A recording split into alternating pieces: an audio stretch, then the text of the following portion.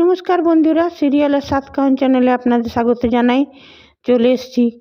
তারে ধরি ধরি মনে করি, ধরতে গিয়ে আর পেলাম না, দেখেছি দেখেছি রূপসাগরে মনের মানুষ কাঁচা সোনা। সেই সাতকাহন নিয়ে দেখা যাচ্ছে যে ওর শাশুড়ি মা তো বলছে যে না, তোমাকে বাইরে গান গাইতে যেতে দিব না আমি। যখন বললো মহাপ্রভুর আশীর্বাদী স্বরূপ আমি উত্তরীয়টা পেয়েছি, আর আমি তখনই সেই জন্যেই গান গাইতে গেছিলাম। আর আমি বাইরে বাইরে গান গেয়ে এইটা আমি দেখছিলাম যে আমাকে কত লোকে পছন্দ করছে, তো কেন আমি কেরিয়ারটা এই ভক্তিগীতিক গান গাওয়ার কেরিয়ার অপশানটা আমি ছাড়বো কেন? তখন ওই শাশুড়ি মা মানে গোরার মা বলছে, কাত্যায়নী বলছে, শোনো, এই সংসারটা আমার হাতের মুঠোর মধ্যে, হাতের তালুর মতো। এই সংসারটায় আমি যা বলবো সেটাই হবে, আমার কথার নড়চড় হবে না। তখন রূপ মানে দিতি বললো যে সরি মা, আপনার কথা আমি মানতে পারবো না, গান তো আমি গাইবই।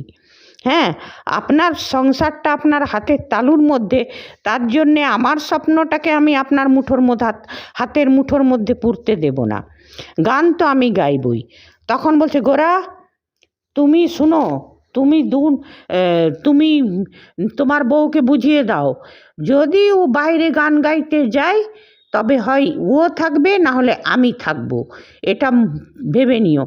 তারপরে যখন গোরা বলছে যে মা, যখন দাদু বিধান দিয়ে দিয়েছে যে ও বাইরে গান গাইতে যেতে পারে, বোঝাবার চেষ্টা করলো ও দাদু গোরা, কিন্তু ওর মায়ের সে এক গোনা, কিছুতেই আমি বাইরে গান গাইতে যেতে দিব না, না হলে ও থাকবে, না হলে আমি থাকবো এই বাড়িতে। নিয়ে গোরার মা বলে চলে গেল। গোরা তো পড়লো উভয় সংকটে। এদিকে কুন্তলিনী, সেজতি এরা খুব খুশ। বলছে তখন আবার সেজতি বলছে নিজের বরকে, বিশ্বম্ভরকে, ভালোই বাবা, এই মেয়ে যদি বাইরে বেরিয়ে যায় তো হ্যাঁ ভালো। আর এদিকে কুন্তলিনী খুব খুশি হয়েছে, হ্যাঁ বাবা রে, পুলস্তকে বলছে যেটা আমরা কেউ করতে পারিনি, এইবারে মানে অদ্বিতীয়া বুঝবে মজা। আর গোরা পড়েছে উভয় সংকটে, আর ওর কাকিমাটা তো বেচারি দুঃখিতেই আছে। আর বিশাখা বলছে, বৌদি ভাই শোনো। নিয়ে তারপরে এখন গোরা নিজের মাকে বুঝাতে গেল যে মা, তুমি অমনি কেন করছো? হ্যাঁ, তুমি বুঝো, তখন তুমি অমনি শর্ত কেন দিলে? বলছে, শোনো গোরা, আমার কথার নড়চড় হবে না। আমি এখনই দেখতে চাই যে তুমি আমাকে বেশি প্রায়োরিটি দিচ্ছ না নিজের বউকে। আমার কথা তুমি নৌকায় পা দিয়ে চলবে না। তুমি তো তুমি আমার সাথ দাও, না হলে তোমার বইয়ের সাথ দাও, আর আমার কথার নড়চড় হবে না। যাও এখান থেকে করে গোরাকে বার করে ওর মা বলছে, সন্ধে পর্যন্ত তোমার ডিসিশনটা আমাকে জানিয়ে দিও। নিয়ে ওর মা দরজা বন্ধ করে দিল গোরার মুখের উপরে। নিয়ে গোরা এখন মহাপ্রভুকে আসেনি পর মহাপ্রভুকে বলছে, মহাপ্রভু মানে মনে মনে বলছে যে অদ্বিতীয়াকে যদি এখন বার করে দিই, ও যদি চলে যায় তাহলে তোর বিপদ আরও বাড়বে, ওকে বাঁচাতে পারবো না আমি। আর এদিকে যদি আমি ওকে না বার করি তো মা চলে যাবে, আমি কি করি? হ্যাঁ, তারপর সেটা জোরে জোরেই বলছে। দিতি পেছন দিক থেকে এসে নি পর শুনছে সব কথাগুলো।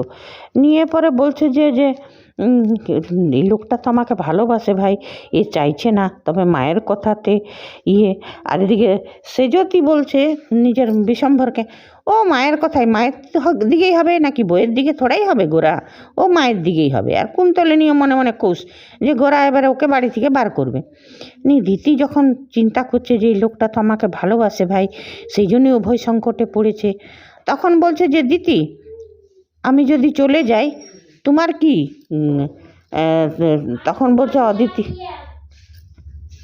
নিয়ে বলছে জিজি আমি চলে গেলে কি? বলছে তখন বলছে যে এটা তো আমি দেখাতে, বলছে না, তোমাকে ছেড়ে আমি কি করে থাকবো রূপ, এইটা বলছে। কিন্তু ভিতরে ভিতরে তো জানে যে অদ্বিতীয়া যদি বাড়ির বাইরে যায় তো ওকে তো আমি কিছু করতে পারবো না, আমি তোকে সামলাতে পারবো না, ও তারপর পুলস্ত তোর ক্ষতি করে দেবে, সেটা তো আর বলতে পারছে না। তখন এদিকে দিতি মনে মনে খুব খুশি হচ্ছে যে আমাকে ছেড়ে, তখন বলছে যে না, মনে মনে বলে এমন কিছু করতে হবে, এই আমার বরটা আমাকে এত ভালোবাসে, এমন কিছু করতে হবে যে ও মায়ের কথাও রাখবে আর আমাকেও কিছু একটা পলিটিক্স খেলতে হবে।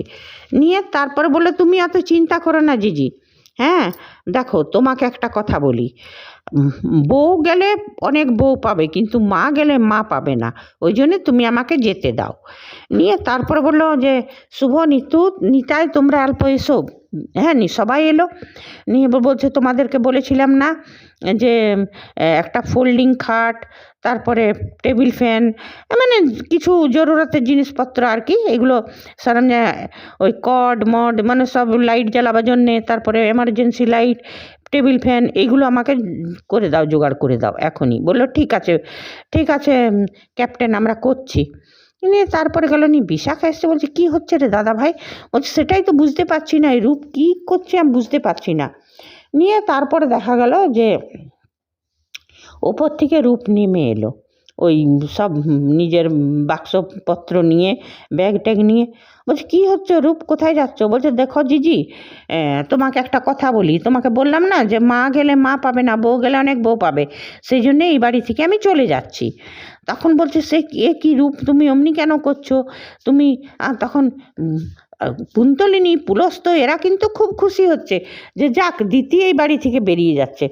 তখন হিয়া বলছে যে শুনো না, পুলস্ত বলল যে শোনো, এই মেয়ে এমনি এমনি যাবার নয়, এও খুব জিদ্দি, একে আমি যতটা চিনি, এ কিছু একটা ফন্দি আঁটছে।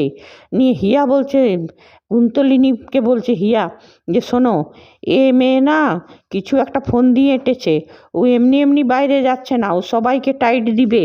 বলছে ছোটোবেলায় না, ছোটোবেলাকার কথা, একবার একটা ওর টিচার এসেছিল, ওকে বেত নিয়ে এসেছিলো মারবার জন্যে, নিয়ে বেতটা রাখলো, বলে শুনো দিদিটি, যদি তুমি কিচ্ছু শয়তানি করো না, এই বেতটা দিয়ে তোমাকে সিধা করে দেবো। করে বেতটা রাখলো। তখন অদিতিয়াও তখন কী করলো, ছোটো বাচ্চা, ও বাবার রিভলভারটাকে বার করে বলছে এইটা আমার বাবার রিভলভার, যুদ্ধ করবে নাকি টিচার আমার সঙ্গে? করে ওই রিভলভারটা রাখলো। তারপর বলছে দেখি, নাও চলো লাঠি উঠাও, যুদ্ধ করো। নিয়ে রিভলভারটা দেখেছে, টিচার ভয়ে পালিয়েছে। তখন কুন্তলিনী বলছে আরে বাপরে, এ তো বড়া ডেঞ্জারাস, তখনও বাচ্চা। আর ও খুব হাসলো বাচ্চাটা, মানে ওই অদিতিয়া। তো বলছে ও এমনি এমনি থেমে থাকার মেয়ে নয়। আর এদিকে সেজতি বলছে হ্যাঁ হ্যাঁ, ও খুব খুশি যে এইবারে যে ও যদি বাইরে বেরিয়ে যায়, তো জানো আমাদের আবার ও করে চলে গেলে তো গোরাও বাড়ি থেকে চলে যাবে, আমাদের পুরনো দিন আবার ফিরে আসবে, মানে যত কিছু বই বিক্রি করবে, টাকা কামাবে, এইটাই। হ্যাঁ, কিন্তু পুলস্ত, হিয়া এরা সব মজা দেখছে, আর কুন্তলিনী ভাবছে কী করবে। এদিকে বিশাখা, গোরা এরা নিয়ে বললো সব রেডি হয়ে গেছে? বলছে হ্যাঁ। নিয়ে বলছে চলো। নিয়ে বাড়ির বাইরে রাস্তাতে ফোল্ডিং খাটিয়া বিছিয়ে, ফ্যান চালিয়ে, মশারি টশারি সব রেখেছে সরঞ্জাম, নিয়ে ওইখানে বসলো। যেয়ে পরে নিয়ে বলছে এই কী করছো, চলো চলো, এ কী করছো? নিয়ে বলছে না না রূপ, তুমি কি করছো, তামাশা করছো? তখন সবাই এসে গেছে, বৌদি ভাই এটা কী করছো? বলছে শোনো, তোমার মা বলেছিল না আমি বাড়ি থেকে বেরিয়ে আসতে, তো আমি বাড়ি থেকে বেরিয়ে এসেছি। নিয়ে কিন্তু তোমরা আমাকে বলো না যেতে, আমি যাব না, তোমাদের বাড়িতে তো আমি নেই। তো আর বললো দিদি তোমাকে মায়েরই সাথ দিতে হবে, আমার দিতে হবে না, আমি এই তো বাড়ি থেকে বেরিয়ে এসেছি, আমি এইখানেই থাকবো, এই খোলা আকাশের আমার ছাদ এইখানেই। বলছি কী করে থাকবে এখানে, খুব মশা। বলছে সে কিছু ব্যাপার না, আমি এখানে থেকে যাব, সব আমার এখানে আছে অ্যারেঞ্জমেন্ট, এটাই আমার রান্নাঘর, এইখানেই আমার সব কিছু। তখন বলছে বাথরুম, কলঘর, কলঘর কোথায় পাবে? ওই সেজতি বলছে এইখানে তো তোমার স্বাদের কলঘর নেই। বলছে ও মিরাদির বাড়ি চলে যাব কলঘর। হ্যাঁ, নিয়ে তারপরে সবাই, আর এদিকে পুলস্ত, হিয়া, কুন্তলিনী এরা তো বলছে ও এই ফোন দিয়ে এঁটেছে। নিয়ে তারপরে দাদুও এলো, বলছে কী করছিস দিদিভাই, চলো দিদিভাই বাড়িতে চলো, অমনি করো না। বলছে না দাদু ভাই, আমি যাব না, আজ থেকে এটাই আমার ঘর, আমাকে বাড়িতে আমি গান তো আমি গাইবই। হ্যাঁ, এইখানে আমি মনের সুখে গান গাইতে পারি, এইখানে আমি শান্তিতে থাকতে পারি, আমার কিছু না। হ্যাঁ, নিয়ে তারপর ওই আরও দু চারজন এসে কী হয়েছে রূপ বাইরে কেন, সবাই জিজ্ঞেস হচ্ছে, পাড়া প্রতিবেশীরা। তো ওর কাকুটা বলছে যে ও আপনাদের বাড়ির মেয়ে কেমন আছে, এখন শরীর ভালো তো, যান যান, সন্ধে হয়ে যাচ্ছে, যান, করে কোনো রকমে কাটান দিল। পাশের বাড়ির সেই আশেপাশের মহিলা প্রতিবেশীরা বলছে যে বলছে কী হলো? তো বলছে গোরার মা এমনি শর্ত দিয়েছে, ওদেরকে বলে দিল দিতি। তো বলছে কি যে এইটা সত্যি, কাত্যায়নীর খুব বাড়াবাড়ি, হ্যাঁ, এমনি কখনো বলে কি এমন দোষ করেছে বউটা যে এমনি বলে? মানে সবাই গোরার মাকে তখন বললো যে হ্যাঁ, দাদু বললো যে শোনো বৌমাকে, বড় বৌমাকে খবর দাও, এসে নিয়ে বলুক। হ্যাঁ, নিয়ে পরে না হলে তো এই হুজ্জুতি বেড়েই যাবে। নিয়ে তারপর কেউ খবর দিল, নিয়ে এলো, বলছে শোনো এইখানে তামাশা করো না, এইখানে একদম সিন ক্রিয়েট করবে না, এই তোমার যাবার হলে অন্য কোথাও চলে যাও, এইখানে করবে না। তখন বলল দিতি যে শুনুন, রাস্তাটা তো সরকারি, ওটা তো আপনার কারো নয়, আপনি বাড়ি থেকে বেরিয়ে আসতে বলেছেন, সেই জন্যেই আমি এইখানে এসেছি। এইবারে এই রাস্তায় আপনি ক্ষণে ক্ষণে শর্ত পাল্টাবেন, সেটা তো হয় না, বারবার শর্ত পাল্টাবেন। এটা রাস্তা, এইখানে আমি থাকতেই পারি, আর এটা পাবলিক রাস্তা, সরকারি রাস্তা। এই বলে তো আজকে শেষ হলো, এইবারে দেখা যাক কালকে কি হবে, সেটাই দেখার। কাল তবে হ্যাঁ, এটাই বলবো যে গোরার মায়ের বাড়াবাড়িটা বেশি হচ্ছে। অবশ্য সিরিয়ালে এই নেগেটিভিটিগুলো থাকবে, তবুও ইন্টারেস্টিং সিরিয়ালটা দেখি এবারে দিতি গান গাইতে পারে কি না, আর দিতির কত দূর। তবে কুন্তলিনী যে মনে মনে খুশি হচ্ছিল যে গোরাকে ছেড়ে চলে যাবে দিতি, আর খুব ডগমগ ছিল খুশিতে, সেটা হলো না। পুলস্ত হিয়া মনে করছিল যে এখান থেকে চলে যাবে, তারপরে ওকে বাইরে যেয়ে পরে কোনো রকমে মার্ডার করে দেবে এরা, তারপরে ওই দিতির বাবার সম্পত্তিটা হাঁটাবে, তো সেটাও হলো না। এদের মনে তো জল, আশাতে তো জল, স্বপ্নতে জল ঢেলে গেল। হ্যাঁ, এইবারে দিতি দেখি কি করে, আর গোরার মা লাস্টে কি বলে সেটাও দেখার। তবে হ্যাঁ, ভালো লাগছে।